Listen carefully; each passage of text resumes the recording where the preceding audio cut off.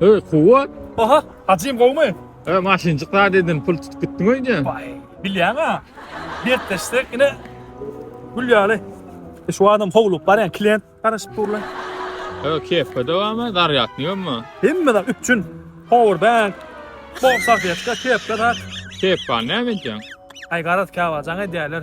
Bir barp aglaşyp beräýär atyp bar ama yetişmede bar ödüm aglaş gaýdan. Gerek bolýaly. Sowda olman o sowda neydi? Ay biz noýdan owda. Şu adam bir klient maraşyp dur. Ya resk şoňa barsam dertleşip. Onu tip porto maşyn täzelecek. Tamam habarlaşyk. Reklam etkin o gowda atyp bar. Doğuncuğum derdiniz, näme derdiniz? Ayda yogundan. Men derdim aty uly. Söyleme.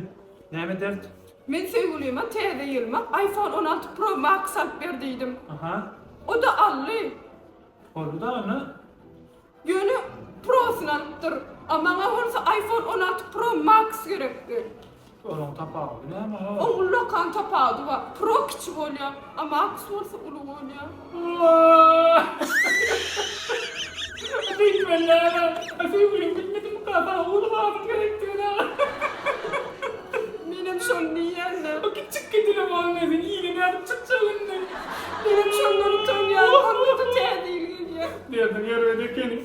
Ullu kana veremele. Bak böyle ne anlattıydı ne? Kavaçı. Vatandan boldu da adam olsa pul veren.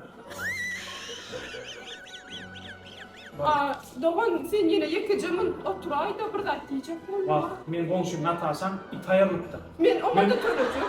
Bak oğlum Yine de. şey demeyin. Allah.